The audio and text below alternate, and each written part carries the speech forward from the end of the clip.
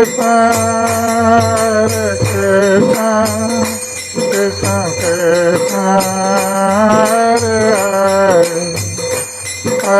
Rama,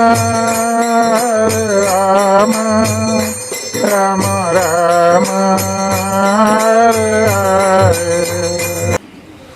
इस अध्याय का नाम दुर्वासा मुनि द्वारा अम्बरीश महाराज का अपमान।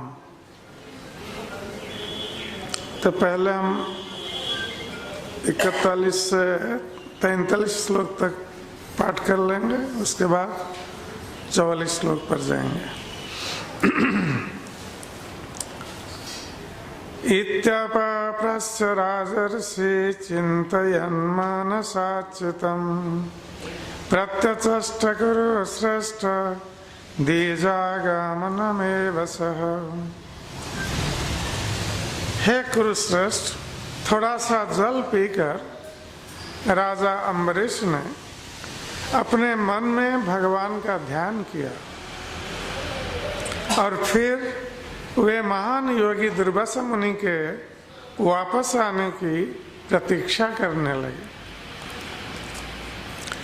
दुर्वासा यमुना कूलात् कृतावश्यकागतः राज्ञाभिनन्दितस्तस्य बुबुधे चेष्टितं धिया। दोपहर के समय संपन्न होने वाले अनुष्ठानों को संपन्न कर लेने के बाद दुर्वासा मुनि यमुना के तट से वापस आए। राजा ने अच्छे प्रकार से उनका स्वागत किया, किंतु दुर्वासा मुनि ने अपने योग बल से जान लिया कि राजा ने उनकी अनुमति के बिना जल पी लिया है। मन्युना प्रचलद गात्रो भ्रुकुटी कुटिलाननः बुभुक्षितश्च सुतरां कृतांजलिं अभाषत। भूखे कांपते शरीर, टेढ़े मुंह और क्रोध से टेढ़ी भौएं किए दुर्वासा मुनि ने अपने समक्ष हाथ जोड़ खड़े राजा अम्बरीश से क्रोध पूर्वक इस प्रकार कहा। अब श्लोक नंबर 44 पाठ करेंगे सभी लोग। अहो अस्य नृशंसस्य श्रियोन्मत्तस्य पश्यत धर्म व्यतिक्रमं विष्णु अभक्त ईशमानिनः अभक्तस्य ईशमानिनः। अहो अस्य नृशंसस्य श्रियोन्मत्तस्य पश्यत धर्म व्यतिक्रमं विष्णु अभक्तस्य ईशमानिनः। अहो अस्य नृशंसस्य श्रियोन्मत्तस्य पश्यत धर्म व्यतिक्रमं विष्णु अभक्तस्य ईशमानिनः।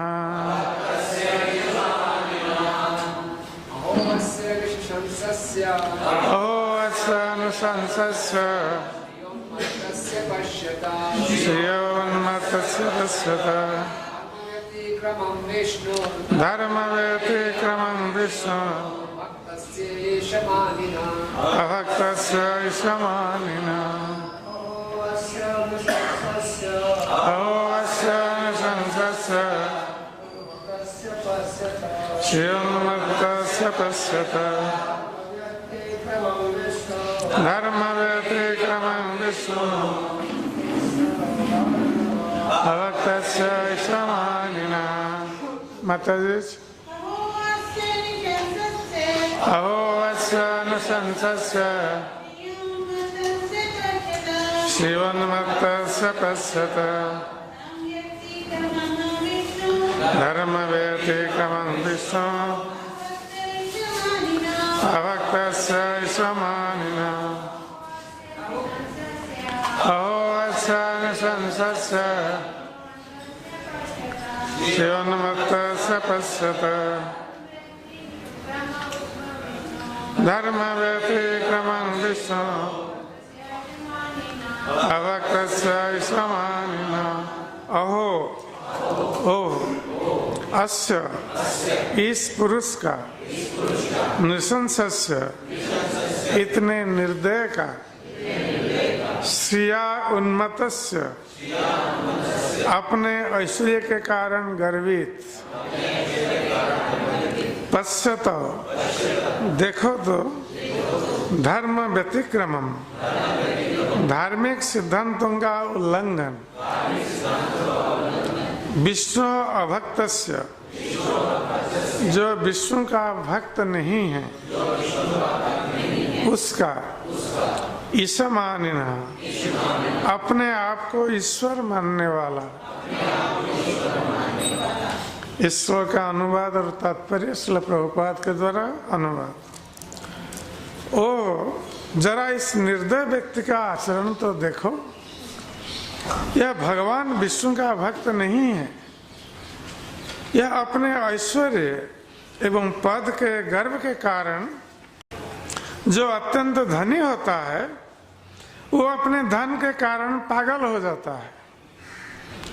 अतएव वह श्रिया उन्मत्तस्य कहलाता है। किंतु श्री विश्वनाथ चक्रवर्ती ठाकुर के अनुसार यद्यपि महाराज अम्बरीश अत्यंत ऐश्वर्यवान राजा थे, किंतु वे दान के पीछे पागल नहीं थे। सॉरी, ये दान नहीं होगा, धन होना चाहिए। किंतु वे धन के पीछे पागल नहीं थे, क्योंकि वे भौतिक ऐश्वर्य के पागलपन को पहले ही पार कर चुके थे। इसी प्रकार ईशमानिना का अर्थ यह लगाया है कि वो भगवान का इतना आदर करता था कि दुर्वासा मुनि के ऐसे सोचने के बावजूद भी उसने एकादशी पारण के नियम का उल्लंघन नहीं किया, क्योंकि उसने केवल जल ग्रहण किया था। इस प्रकार श्री विश्वनाथ चक्रवर्ती ठाकुर ने अम्बरीश महाराज के सारे कार्यों को सराहा है।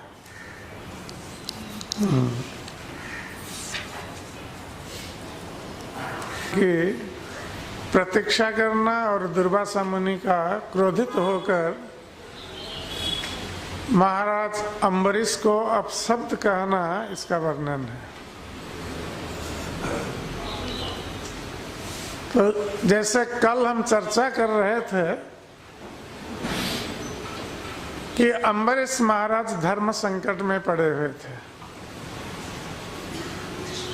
कि घर पर अतिथि आए हुए हैं और अतिथि को अभी तक उन्होंने भोजन प्रदान नहीं किया है, जबकि उन्होंने निमंत्रित किया है उनको भोजन के लिए। अतिथि अब स्नान करने गए हैं, आने के पश्चात भोजन करेंगे, किंतु इसी के बीच पारण का समय व्यतीत हो रहा है। तो एकादशी पारणा के समय के भीतर यदि कोई पारणा नहीं करता है, अर्थात एकादशी व्रत का भंग नहीं करता है, तो व्रत का फल उसको प्राप्त नहीं होता है। इसलिए व्रत के साथ साथ पारणा विधि का भी अनुसरण करना आवश्यक है कि किस समय के भीतर व्रत का पारणा किया जाए। तो महाराज अम्बरीश इसी धर्म संकट में पड़े हुए थे कि अब तक अतिथि सत्कार नहीं हुआ है और वो कैसे व्रत भंग करने के लिए, पारणा करने के लिए कैसे वो अन्न ग्रहण करे। इसी धर्म संकट में पड़कर उन्होंने ब्राह्मणों से कुछ आवश्यक उपदेश प्राप्त करना चाहा था। तो ब्राह्मणों से जिज्ञासा की थी उन्होंने कि इस धर्म संकट में मेरे लिए क्या करना उचित होगा, किंतु ब्राह्मणगण इस धर्म संकट का समाधान करने में असमर्थ थे और स्वयं इस धर्म संकट का समाधान महाराज अम्बरीश ने ही किया, क्योंकि वो भगवान के परम भक्त थे। जैसे शास्त्र में बताया गया है कि भगवान के जो भक्त होते हैं वो बहुत बुद्धिमान होते हैं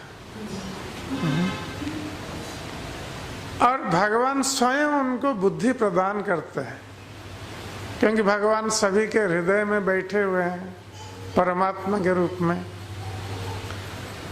सर्वस्व चाहं हृदय सन्निविष्टो मता स्मृति ज्ञानं अपोहनं।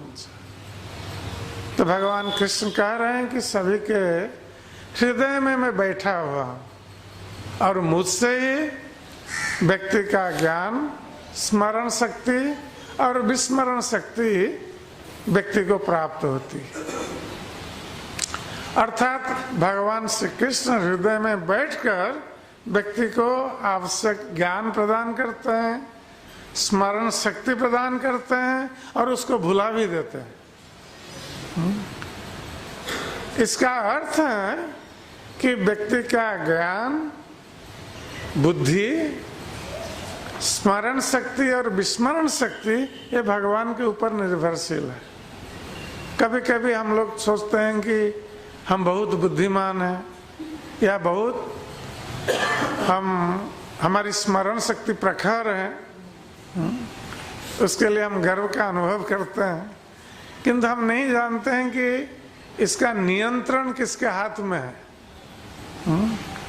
जैसे रिमोट कंट्रोल तो भगवान परमात्मा के रूप में हमारे हृदय में बैठे हुए हैं और ये नियंत्रित करते हैं किसको कितनी बुद्धि देंगे, किसको कितनी स्मरण शक्ति देंगे, किसको कहाँ भुला देंगे, तो भूल जाएगा। इसलिए व्यक्ति को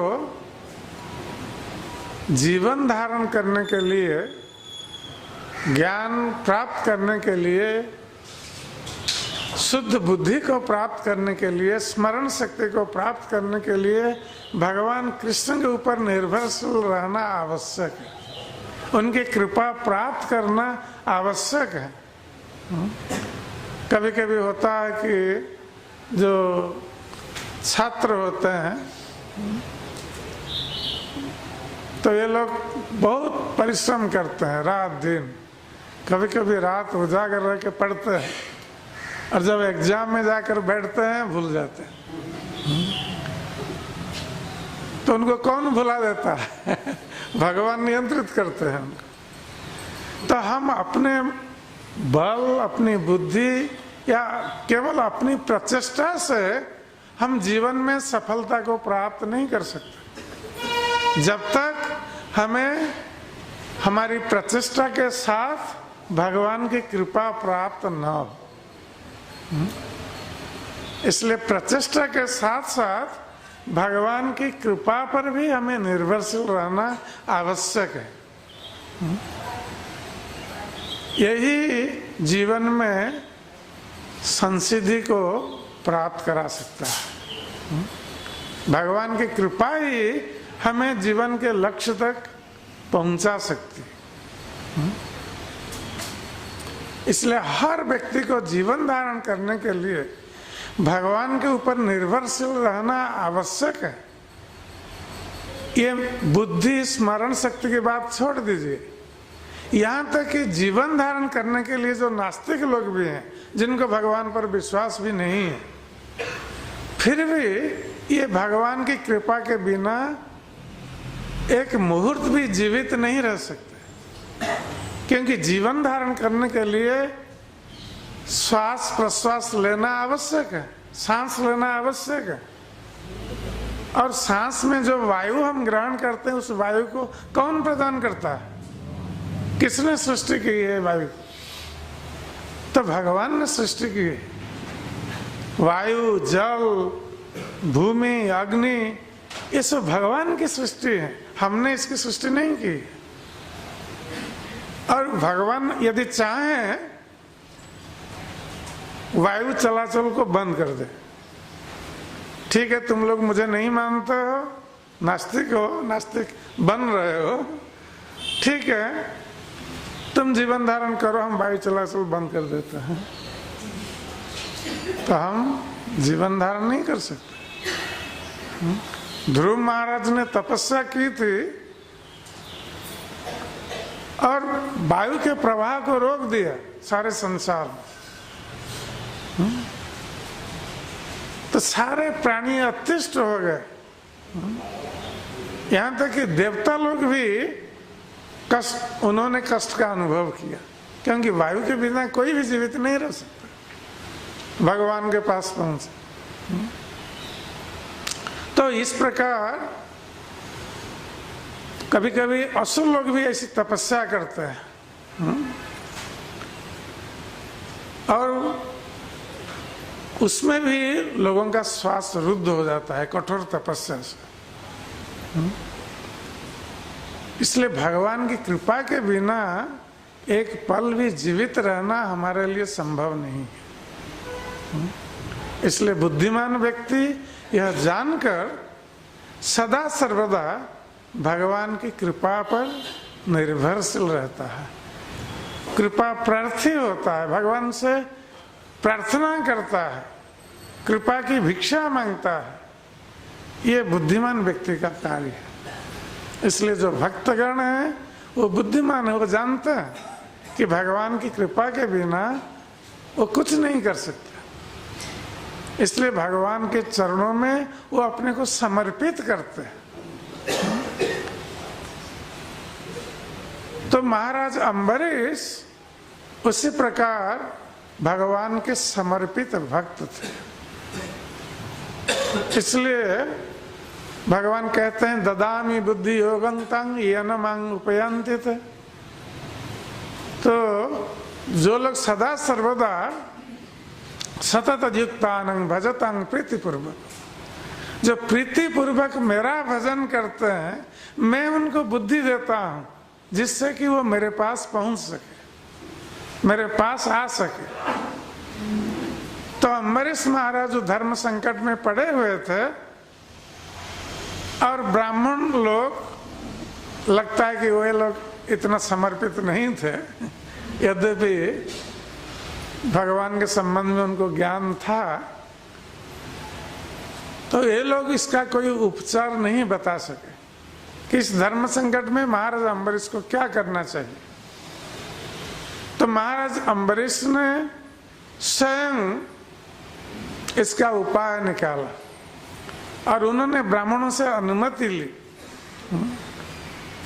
कि इस धर्म संकट में पारणा एकादशी व्रत का भंग या पारणा करना इसी से संभव हो सकेगा जब वो कुछ जल ग्रहण कर ले, क्योंकि वो बिना जल के निर्जला एकादशी व्रत किए हुए थे। इसलिए जल ग्रहण करने से एकादशी व्रत का भंग हो सकता है। और जल ग्रहण करने पर कोई ये नहीं कहेगा कि उन्होंने खा लिया, पी लिया है अवश्य, किंतु खाया नहीं। जल पिया जाता है, बंगाल में खाया जाता है।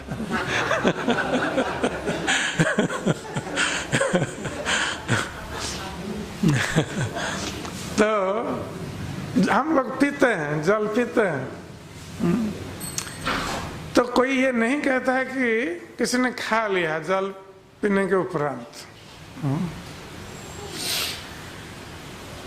तो जब महाराज अम्बरीश ने कहा कि आप लोग यदि मुझे अनुमति दें, मैं थोड़ा जल ग्रहण करूं, तो ब्राह्मणों ने अनुमति दे दी। हाँ, ये ठीक है, आप इससे आपका एकादशी पारणा भी हो जाएगा और अतिथि सत्कार में भी बाधा उत्पन्न नहीं होगी, आपकी धर्म की हानि नहीं होगी। क्योंकि आपने अतिथि का सत्कार नहीं किया। तो महाराज अम्बरीश ने जल ग्रहण कर लिया और पारणा करने के लिए उन्होंने जल तो ग्रहण कर लिया, फिर भी अपने मन में वो सोच रहे थे कि इस स्थिति में मैं और क्या कर सकता था। जबकि अम्बरीश महाराज जल तक भी ग्रहण करना नहीं चाहते थे। दुर्वासा मुनि को उनका सत्कार करने से पहले अम्बरीश महाराज जल भी ग्रहण करना नहीं चाहते थे, किंतु जबकि वो धर्म संकट में पड़े हुए थे और एकादशी का पारणा का समय व्यतीत हो रहा था, इसलिए करना आवश्यक हो गया था। क्योंकि ये भगवान का आदेश है कि एकादशी व्रत का पारणा निश्चित समय पर करना आवश्यक है। तो इसलिए उन्होंने क्या किया, जल पाने के पश्चात उन्होंने भगवान का ही ध्यान किया। अपने मन में भगवान के चरण कमलों का ध्यान किया।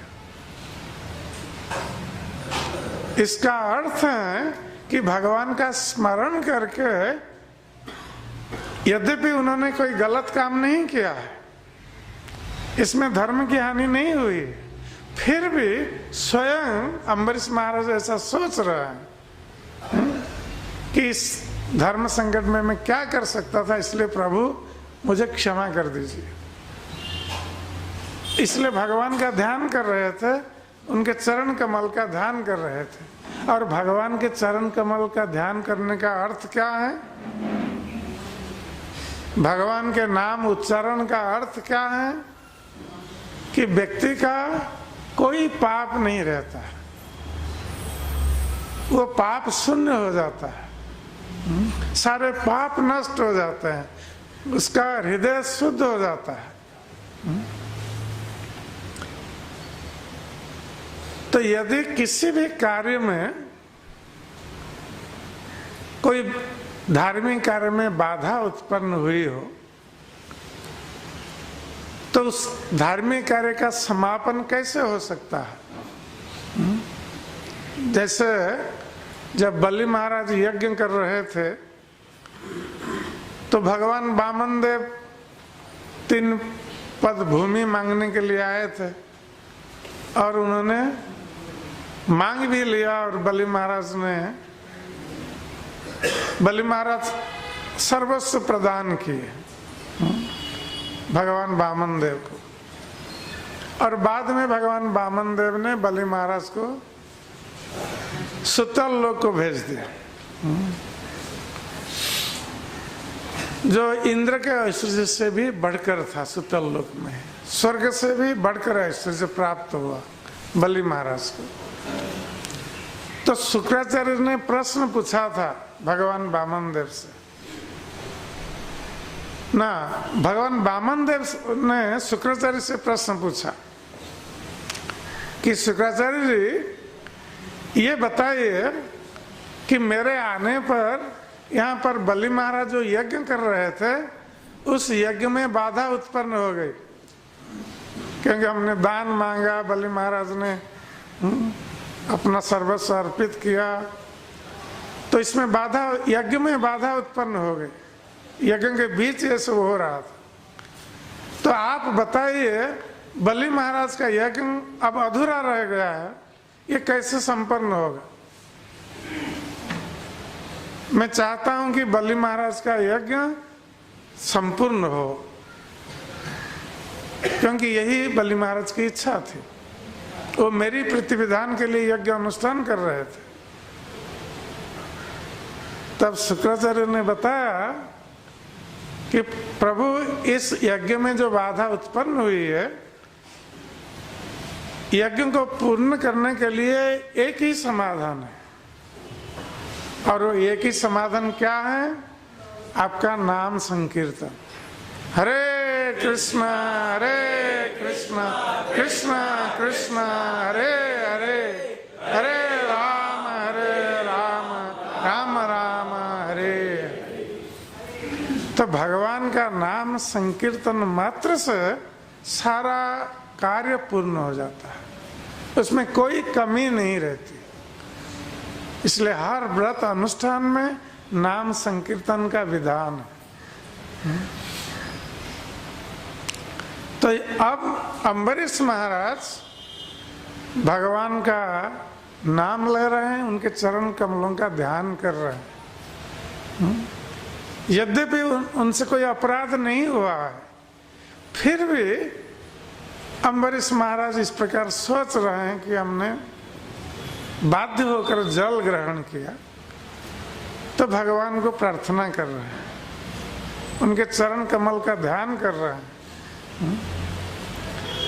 तो इस प्रकार जब अम्बरीश महाराज कर रहे थे, उस समय दुर्वासा मुनि ने अपना जो मध्याह्न कृत्य समाप्त करके वो आए अम्बरीश महाराज के राजप्रसाद। अम्बरीश महाराज प्रतीक्षा कर रहे थे दुर्वासा मुनि, तभी तक उन्होंने और कोई खाद्य ग्रहण नहीं किया था, केवल जल ही ग्रहण किया था। तो दुर्वासा मुनि जब आए, अम्बरीश महाराज तुरंत उठकर उनका आदर सत्कार किया, उनको बैठने के लिए आसन प्रदान किया। तो जब अम्बरीश महाराज इस प्रकार कर रहे थे और उनको भोजन की व्यवस्था करने जा रहे थे, तो दुर्वासा मुनि, क्योंकि वो योगी थे और उनको सिद्धियां प्राप्त थी, तो दुर्वासा मुनि ने अपनी योग शक्ति के प्रभाव से वो जान लिया उन्होंने कि ये अम्बरीश महाराज ने मेरी अनुपस्थिति में जल ग्रहण किया है। उनको पता चल गया, और जैसे ही पता चला कि इन्होंने मेरी अनुपस्थिति में मेरे सत्कार किए बिना जल ग्रहण किया है, तुरंत दुर्वासा मुनि क्रोधित हो गए। और क्रोधी मुनि के रूप में तो वो प्रसिद्ध थे ही, दुर्वासा मुनि। जैसे हम भौतिक संसार में देखते हैं, कोई व्यक्ति क्रोधित हो जाता है तो हम तुरंत बोल देते हैं, ये दुर्वासा मुनि की तरह तुम क्यों क्रोधित हो रहे हो। दुर्वासा मुनि का उदाहरण दे देते हैं। या छोटी छोटी बातों पर जो क्रोधित हो जाता है उसको बोलते हैं ये दुर्वासा है। तो दुर्वासा मुनि का उदाहरण देते हैं। तो दुर्वासा मुनि तुरंत क्रोधित हो गए, वो क्रोध के लिए प्रसिद्ध थे। यद्यपि बहुत बड़े तपस्वी थे, किंतु क्रोध पर उनका नियंत्रण नहीं था, ऐसा लग रहा। जो तपस्या करता है उसको 6 शत्रुओं पर नियंत्रण होना आवश्यक है। और ये 6 शत्रु क्या हैं? काम, क्रोध, लोभ, मोह, मद और मात्सर्य। 6 शत्रुओं पर नियंत्रण होना आवश्यक है। और क्रोध क्यों उत्पन्न होता है?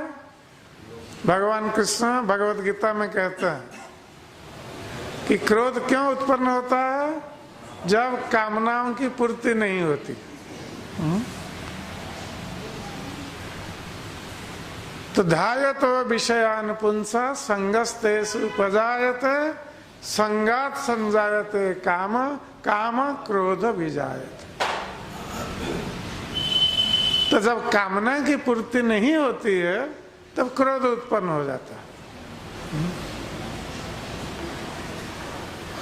तो दुर्वासा मुनि सोच रहे थे, वो क्रोधित क्यों हो गए कि ये मेरा सत्कार किए बिना इन्होंने जल ग्रहण कर लिया। ये नहीं सोचा कि जल ग्रहण करना कोई अपराध नहीं था अम्बरीश महाराज के लिए। दुर्वासा मुनि ने इस बात पर ध्यान नहीं दिया। कि अम्बरीश महाराज ने केवल जल ही ग्रहण किया है, इस पर ध्यान नहीं दिया। उन्होंने सोचा कि मुझे कुछ दिए बिना उन्होंने क्यों जल ग्रहण किया।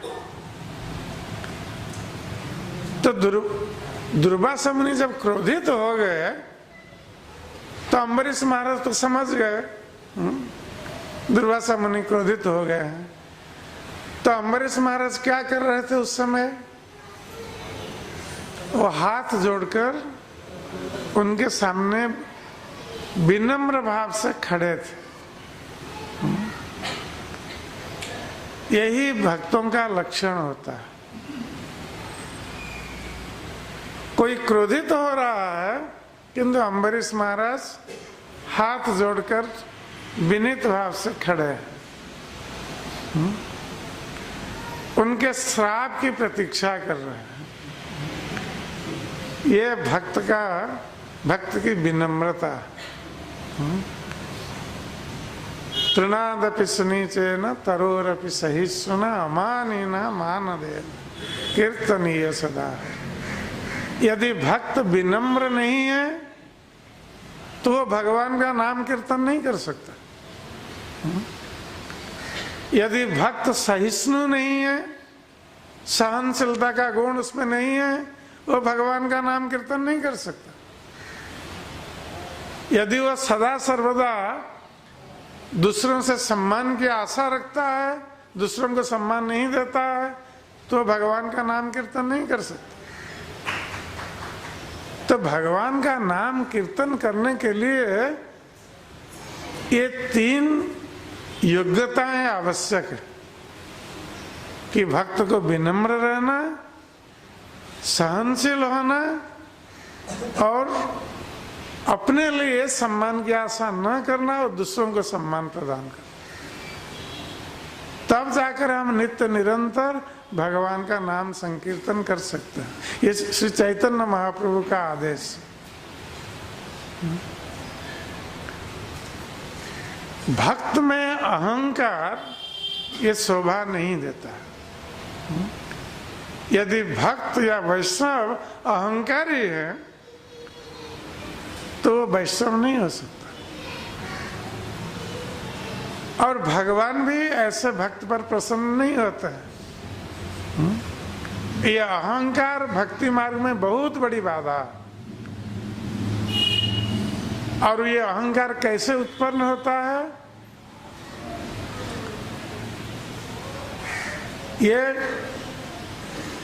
जन्म ऐश्वर्य श्रुतश्री एधमान मदह पुमा। जब व्यक्ति उच्च कुल में जन्म ग्रहण करता है, उसको ऐश्वर्य प्राप्त हो जाता है, धन प्राप्त हो जाता है, या वो अत्यधिक सुंदर होता है, या बहुत बड़ा विद्वान बन जाता है। तो ये 4 चीजें व्यक्ति में अहंकार की वृद्धि करती है। धनवान, रूपवान और ज्ञानवान और उच्च कुल में जन्म, ये 4 चीजें व्यक्ति में अहंकार की वृद्धि करती। तो अब महाराज अम्बरीश सम्राट थे, ऐश्वर्य के अधिकारी थे, विद्वान थे, यशस्वी थे, परम सुंदर थे, उच्च क्षत्रिय कुल में उनका जन्म हुआ था, फिर भी उनको अहंकार स्पर्श नहीं कर रहा था। तो भगवान कहते हैं कि यदि ये 4 चीजें किसी को प्राप्त हैं और उसमें अहंकार नहीं है, तो जान लेना चाहिए कि उस व्यक्ति पर मेरी कृपा है। अर्थात भगवान की जिस व्यक्ति पर कृपा होती है, ये 4 चीजें होने पर भी उसमें अहंकार का उदय नहीं होता। और जिस पर कृपा नहीं है उस पर अहंकार का उदय होना स्वाभाविक है। तो महाराज अम्बरीश तो अत्यंत विनीत स्वभाव के थे, इसलिए हाथ जोड़कर दुर्वासा मुनि के सामने खड़े थे। और जो दुर्वासा मुनि क्रोधित हो गए, उनको अहंकार था। क्यों अहंकार था? को अपने को विद्वान, बहुत बड़े मुनि मान रहे थे, योग शक्ति के अधिकारी मान रहे थे, इसलिए उनको अहंकार हो गया। तो जब अम्बरीश महाराज ने जल पी लिया तो उन्होंने सोचा कि हो मेरा सत्कार किए बिना इन्होंने जल पी लिया, इसलिए क्रोधित हो गए। तो उन्होंने क्या किया? जब वो क्रोधित हो गए, मन्युना प्रचलत गात्रो, उनका शरीर कांपने लगा। जब व्यक्ति क्रोधित हो जाता है तो कुछ शारीरिक लक्षण दिखाई पड़ते हैं। उससे पता चल जाता है कि व्यक्ति कुछ बोले बिना ये पता चल जाता है कि ये क्रोधित है। आंखें लाल लाल हो जाती हैं,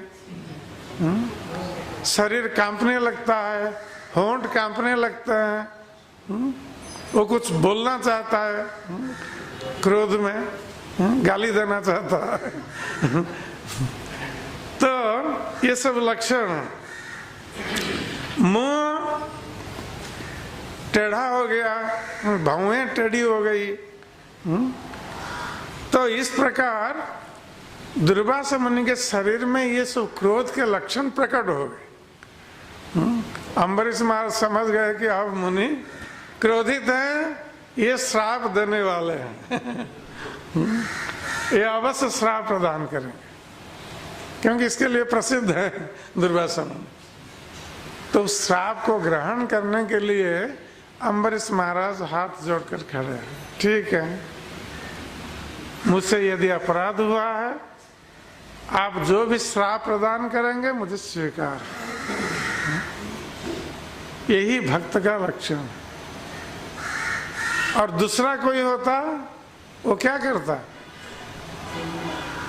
दुर्वासा मुनि श्राप दे रहे हैं, हम भी श्राप देंगे उनको, जैसा को तैसा। ऐसा होता है ना संसार में। उसने मुझे गालियां दी, मैं भी उसको गालियां दूं, बदला लूंगा, क्योंकि दोनों में अहंकार का टक्कर होता है। दोनों में अहंकार है। जैसे एक पत्थर से दूसरा पत्थर होता है, और कोई पत्थर हो और कोई फूल हो, फूल और पत्थर में टक्कर, तो उससे कुछ सुनाई नहीं पड़ेगा सब। तो अम्बरीश महाराज विनीत होकर खड़े थे हाथ जोड़कर। यद्यपि वो परम शक्तिशाली थे, भगवान की कृपा पात्र थे, भगवान की शक्ति उनके पीछे थी, यहाँ तक कि सुदर्शन चक्र अम्बरीश महाराज की सुरक्षा कर रहे थे। भगवान ने दे दिया था अपने सुदर्शन चक्र को अम्बरीश महाराज की सुरक्षा के लिए और उनके राज्य की सुरक्षा के लिए। तो अम्बरीश महाराज चाहते तो दुर्वासा मुनि के श्राप को काट सकते थे, किंतु उन्होंने ऐसा नहीं किया। वो परम शक्तिशाली होकर भी उन्होंने विनीत भाव से दुर्वासा मुनि के श्राप को ग्रहण कर लिया। यही वैष्णवों का स्वभाव, भक्तों का स्वभाव। तो अम्बरीश महाराज भक्त श्रेष्ठ आदर्श स्थापित कर रहे हैं दूसरे भक्तों के लिए, वैष्णवों के लिए, कि वैष्णवों का आचरण कैसा होना चाहिए, वैष्णव कैसे सदाचार संपन्न हो।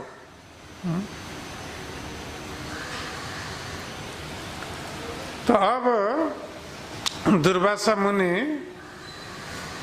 पहले श्राप देने से पहले भर्त्सना कर रहे हैं अम्बरीश महाराज की, क्योंकि कोई दोष दिखाएंगे तब तो जाकर श्राप देंगे ना। तो अम्बरीश महाराज का क्या दोष है कह रहे हैं। अहो अस्य नृशंसस्य, अरे देखो ये कितना बड़ा नृशंस है, निर्दय है, इसमें दया भाव नहीं है। तो ये तो गाली दे रहे हैं, भर्त्सना कर रहे हैं अम्बरीश महाराज की। अम्बरीश महाराज जो परम दयालु हैं, उनको ये निर्दय कह रहे हैं, जिनमें दया भाव नहीं है, कठोर है, कठोर स्वभाव वाले हैं। ऐसा क्यों कह रहे हैं कि ये मुझे मेरा सत्कार किए बिना उन्होंने जल पी लिया, इसलिए वो निर्दय है। इन्होंने बहुत बड़ा अपराध कर लिया। और ये निर्दय क्यों बना है? हम पहले दुर्वासा मुनि की बात कह रहे हैं, उसके बाद हमारे आचार्यों की बात कहेंगे। तो कहते हैं श्रियो उन्मत्तस्य, इसमें ये निर्दयता का भाव क्यों आ गया है? क्योंकि श्रिय अर्थात धन के कारण ये उन्मत्त हो गया, पागल हो गया। इसकी बुद्धि काम नहीं कर रही। जो पागल हो जाता है उसकी बुद्धि काम नहीं करती। कभी हंसता है, कभी रोता है, पागल व्यक्ति। उसको एक बात पूछेंगे दूसरी बात बोलने लगेगा। और जो जिसके पास अत्यधिक धन हो जाता है वो भी उन्मत्त हो जाता है। किसको क्या बोलने लगता है, किसको क्या गाली देने लगता है, पता नहीं चलता है उसको, क्योंकि उसमें अहंकार की वृद्धि हो जाती है। तो दुर्वासा मुनि कह रहे हैं कि ये निर्दय बन गया है, क्योंकि ये धन ऐश्वर्य को प्राप्त होकर ये उन्मत्त पागल सा हो गया। तो पागल व्यक्ति का दूसरों पर दया नहीं आती। जिसकी बुद्धि काम नहीं करी, वो कैसे दूसरों पर दया करेगा? तो किसी को पीट सकता है, किसी को मार सकता है पागल व्यक्ति। इसलिए लोग डर के मारे पागल के पास नहीं जाते, उससे दूर रहते। और किस समय क्या करेगा पता नहीं। तो कहते हैं अरे देखो ये कितना बड़ा निर्दय है, ये धन ऐसे कारण ये उन्मत्त हो गया है, पागल हो गया है। और पागल होने के कारण धर्म व्यतिक्रमम, इसकी बुद्धि काम नहीं कर रही है, इसलिए धर्म का इसने उल्लंघन किया। अतिथि सत्कार करना ये धर्म है, और मेरे सत्कार किए बिना इन्होंने जल पी लिया, तो धर्म का उल्लंघन हो गया। विष्णु और अभक्तस्य ईशमानिना, इसलिए ये राजा ये अपने को तो भगवान विष्णु का भक्त मानता है, किंतु सचमुच ये विष्णु का भक्त नहीं। दुर्वासा मुनि ने ये निष्कर्ष दे दिया, जबकि वो स्वयं भक्त नहीं थे, किंतु वो विचार कर रहे हैं कि कौन भक्त है कौन भक्त नहीं है। तो अम्बरीश महाराज कह रहे हैं कि ये भक्त नहीं है भगवान का, क्योंकि ये अपने को ईश्वर मानिना, ये अभक्त है, भगवान का भक्त नहीं है, और अपने को भगवान मान रहा है। क्योंकि जो अभक्त लोग हैं अपने को भगवान मानते हैं।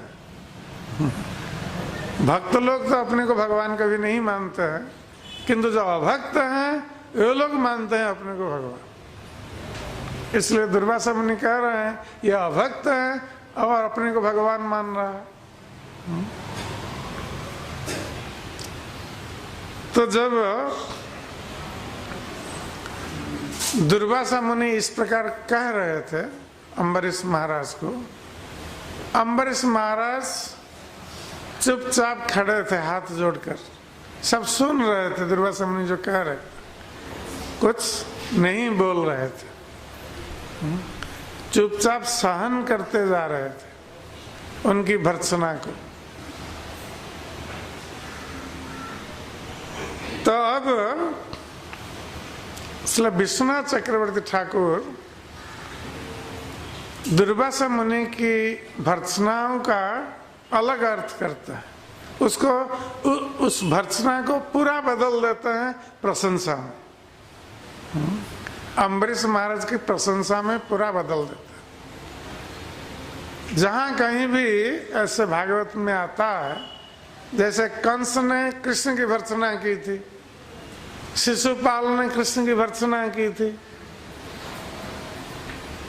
किंतु हमारे आचार्यों ने उन भर्त्सनाओं का अर्थ भगवान के यश में परिवर्तित कर दिया था। तो ये सरस्वती देवी बाग देवी है। तो बाग देवी एक अर्थ को अनेक अर्थ कर सकती है। और संस्कृत में ऐसा है, एक शब्द का अनेक अर्थ हो सकता है। ये संस्कृत भाषा की ये महत्ता है और लालित्य भी। संस्कृत भाषा इतनी महनीय भाषा है कि एक एक शब्द का कई अर्थ कर सकते हैं। 17, 18, 20 कई अर्थ हो सकते हैं एक एक शब्द के। तो अब हम लोग देखेंगे श्री विश्वनाथ चक्रवर्ती ठाकुर क्या अर्थ करते हैं। तो दुर्वासा मुनि ने महाराज अम्बरीश से कहा कि आप नुशंस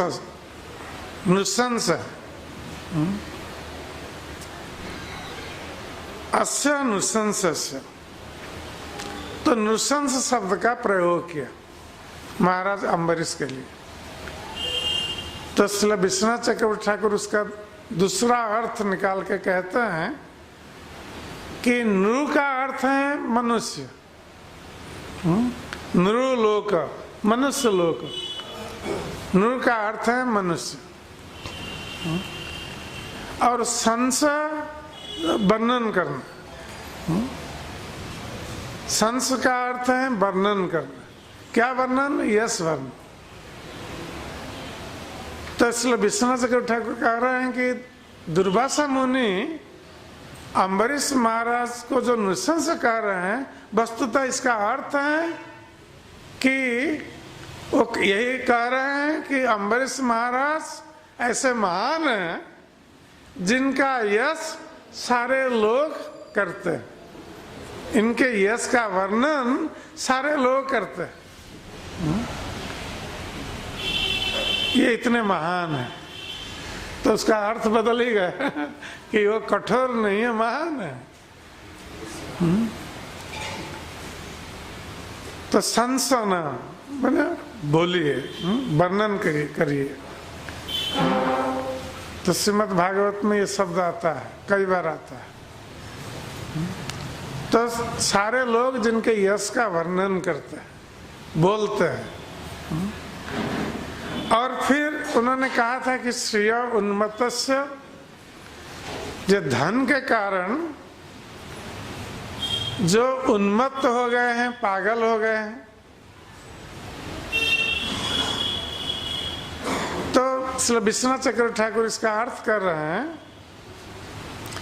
श्रिय अर्थात धन, ठीक है, ऐश्वर्य। उन्मत्त का अर्थ कर रहे हैं उत्मत्त, उन्मत्त। ये संस्कृत में जो संधि होता है, उत्मत्त, उन्मत्त। उत्मत्त, मत्त अर्थात पागल, उत अर्थात जो पागल से ऊपर है, जो पागल नहीं, इसका अर्थ ये हो गया। जैसे उत्पथ, पथ अर्थात मार्ग, उत्पथ जो मार्ग से बाहर, अलग। तो इसका अलग अर्थ हो गया। इसका अर्थ है कि अम्बरीश महाराज धन ऐश्वर्य के पीछे पागल नहीं थे। धन ऐश्वर्य के प्रति उनमें कोई आसक्ति नहीं थी।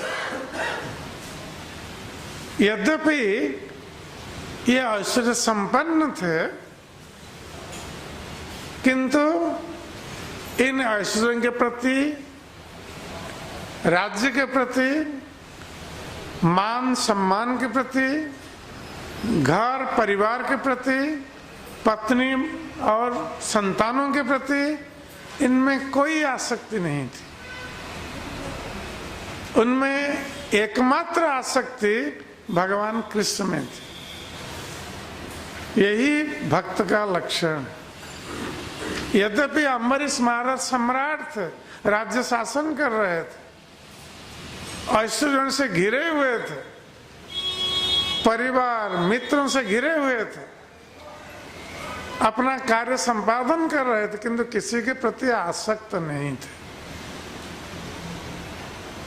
तो धन उनको क्या पागल करेगा जो धन के प्रति आसक्त नहीं है? तो उससे वो ऊपर थे। तो इस प्रकार वो अनासक्त व्यक्ति थे। जो भगवान का भक्त होता है वो अनासक्त होता है। एकमात्र आसक्ति कृष्ण के प्रति होती है। और भगवान कृष्ण भगवत गीता में कहते हैं कि संसार में हमें कैसे रहना है। हम जब संसार में रहते हैं, परिवार में रहते हैं, तो हमें कैसे रहना है कि पद्म पत्रंग इवाम्भ से, जैसे कमल का पत्र पानी में रहता है, पानी में रहता है, पानी स्पर्श नहीं करता, जल स्पर्श नहीं करता।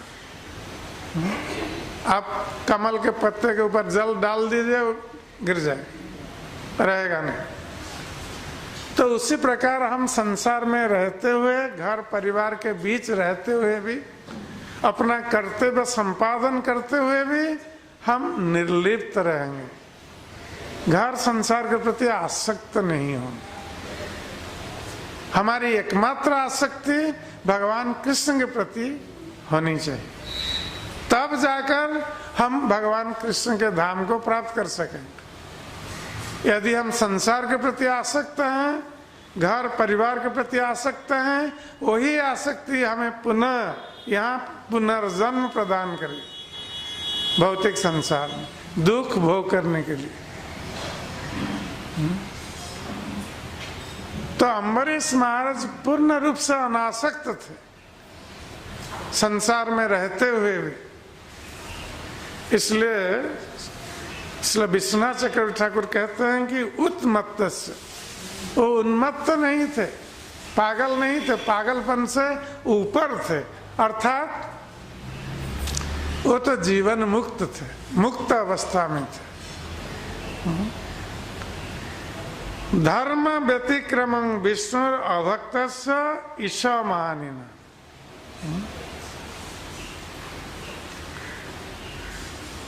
कि उन्होंने कहा था कि उन्होंने अपने को ईश या भगवान माना है, ईशा मानिना। तो इसका एक अर्थ तो जो अपने को ईश मानता है या भगवान मानता है, जिस अर्थ में दुर्वासा मुनि कह रहे थे, किंतु श्री विष्णु चक्रवर्ती ठाकुर कहते हैं कि ईश मानिन का अर्थ है कि ईश अर्थात भगवान को जो मानते हैं। जो भगवान को नहीं मानते हैं वो अपने को भगवान मानते हैं, किंतु जो भगवान को मानते हैं वो कभी अपने को भगवान नहीं मान पाएंगे। जो भगवान को मानते हैं वो तो अपने को भगवान का सेवक मानते हैं। जीवेर स्वरूप है कृष्ण नित्य दास। जीव का स्वरूप है भगवान कृष्ण का नित्य सेवक। तो सेवक कभी भी अपने को भगवान नहीं मान सकता। तो इसलिए महाराज अम्बरीश ये भगवान को मानते थे, और अपने को भगवान का सेवक मानते थे। इसलिए ईसमानिन अर्थात तो भगवान को मान रहे हैं, यही उसका अर्थ है। तो इस प्रकार अर्थ करते हुए श्री विश्वनाथ चक्रवर्ती ठाकुर ने वस्तुतः महाराज अम्बरीश की प्रशंसा ही की, जबकि दुर्वासा मुनि भर्त्सना कर रहे थे महाराज अम्बरीश की, क्रोधित होकर उनके अवगुणों को देख रहे थे या अवगुणों को स्थापित कर रहे थे उनमें, जबकि महाराज अम्बरीश में कोई अवगुण नहीं थे।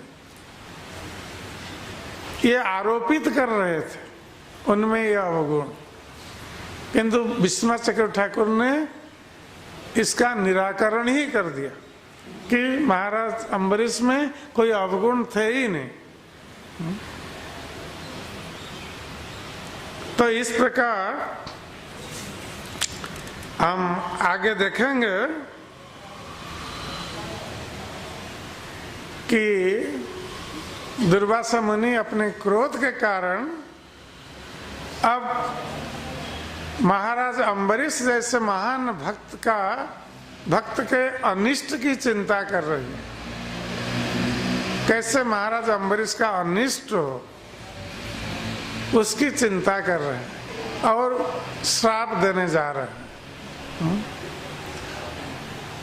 तो वस्तुतः इसमें हम देख सकते हैं कि एक भक्त और एक भक्त नहीं है।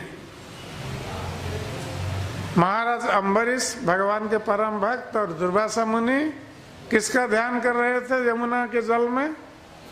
ये निराकार ब्रह्म का ध्यान कर रहे थे, ये भगवान के चरण कमल का ध्यान नहीं कर रहे थे। तो यहाँ पर श्री सुखदेव गोस्वामी ने दोनों के धारणा की पद्धति को भी बतलाया। अम्बरीश महाराज ने जल पी लिया और किसका ध्यान किया? भगवान के चरण कमल का।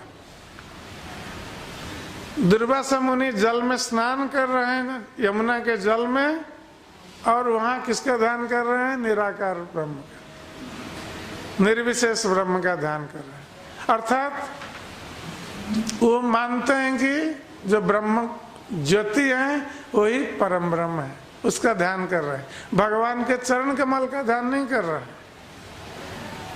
क्योंकि जो निर्विशेषवादी होते हैं ये भगवान का रूप है, इसको नहीं मान रहे। तो इसका अर्थ है कि दुर्वासा मुनि ये भगवान के भक्त नहीं थे, यद्यपि भगवान को मानते थे कि भगवान विष्णु हैं, मानते थे, किंतु उनका भक्त नहीं थे। वो निर्विशेष स्वरूप का ध्यान कर रहे थे। और यही कारण है कि उन्होंने महाराज अम्बरीश में जो सद्गुण थे उन सद्गुणों को देखने में वो असमर्थ रहे, क्योंकि भक्त ही भक्त के गुणों को पहचान सकता है, जो अभक्त भक्तों में गुण नहीं देख सकता। जबकि दुर्वासा मुनि में ये अवगुण थे, दोष थे, उनमें क्रोध आ जाता था। इतने बड़े तपस्वी होकर भी अपने क्रोध पर उनका संयम नहीं था, वो अहंकार के वशीभूत थे। किंतु अपने दोष को देखे बिना वो एक महान भक्त के दोष को देख रहे थे या दोष उनमें आरोपित कर रहे थे, जबकि महाराज अम्बरीश में कोई दोष नहीं थे। तो जो भक्त होते हैं वो अपने दोष को नहीं देखते हैं, वो भक्तों में दोष देखते हैं। ये अभक्तों का लक्षण है। फिर भी भक्त लोग यदि उन पर कोई दोषारोपण होता है तो उसको सहन कर लेते हैं, वो प्रतिवाद नहीं करते। यहाँ तक कि कोई भक्तों को भर्त्सना करता है, उनको उन पर प्रहार करता है, श्राप देता है, फिर भी भक्त लोग न तथा प्रतिकुर्वन्ति, मद्भक्ता प्रभवन्ति। तो भगवान कहते हैं कि मेरा जो भक्त है ये प्रतिवाद नहीं करते हैं, चाहे कुछ भी आरोप लगाया जाए भक्तों के ऊपर, मेरे भक्तों के ऊपर